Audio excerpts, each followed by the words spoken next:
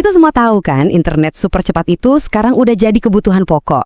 Tapi pernah nggak sih kepikiran gimana caranya koneksi super ngebut itu bisa sampai dari pusat data ke dalam rumah kita?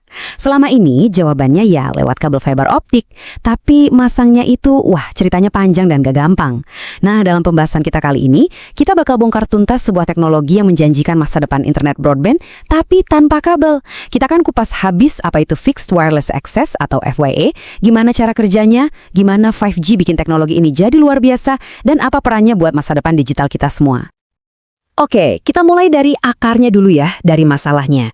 Dalam dunia konektivitas, ada satu tantangan super besar yang namanya last mile atau mil terakhir. Coba deh bayangin, untuk bisa nyambungin internet ke setiap rumah di negara kepulauan ke Indonesia, itu artinya kita harus narik kabel fiber optik, ngelewatin pulau, gunung, sampai lembah. Ini pekerjaan yang, ya ampun, luar biasa besar dan rumitnya.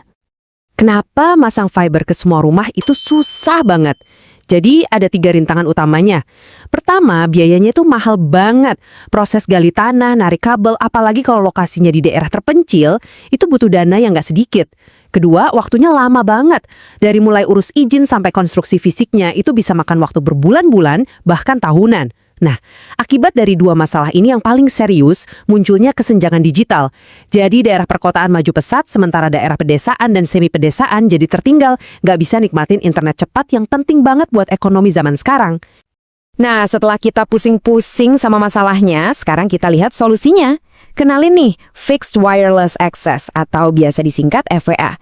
Inilah jawaban inovatif untuk tantangan last mile yang barusan kita omongin. Jadi FWA itu sebenarnya apa sih? Gampangnya gini, bayangin aja ini adalah perkawinan antara kecepatan internet fiber yang super kencang dengan kemudahan teknologi nirkabel. Yuk kita bedah namanya biar lebih ngerti. Fixed atau tetap, artinya koneksinya itu dikhususkan buat satu lokasi, misalnya rumah atau kantor kita. Jadi koneksinya lebih stabil. Wireless atau nirkabel, ya karena datanya dikirim lewat udara, jadi nggak perlu lagi ada galian-galian kabel yang ribet.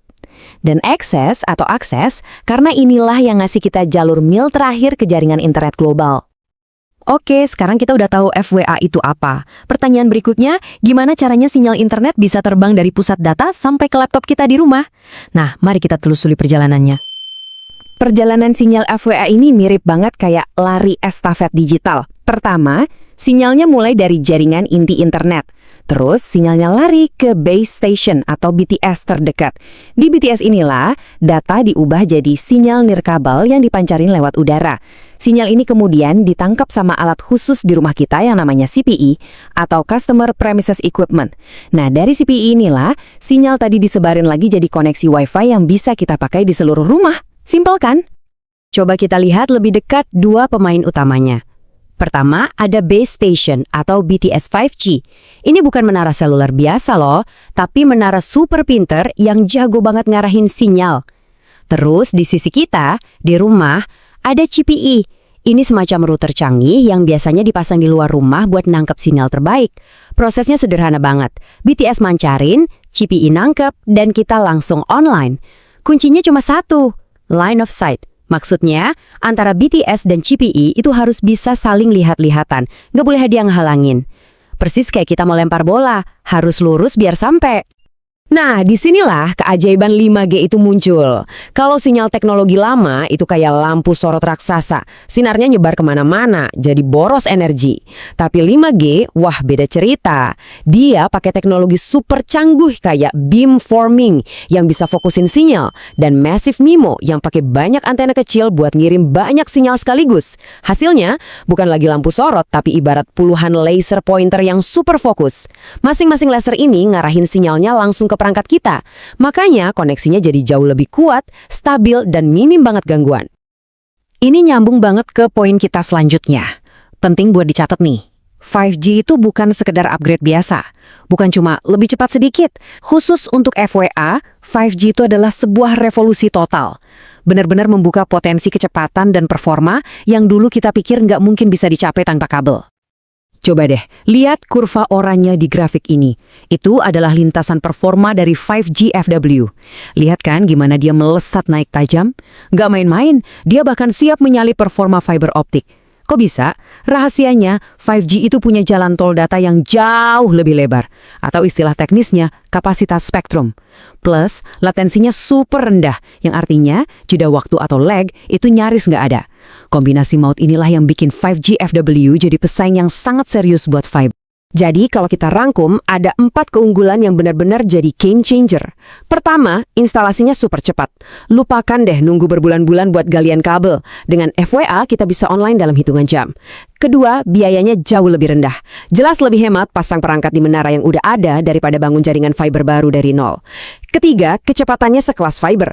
Bisa tembus 1 Gbps dengan jeda waktu yang minim banget.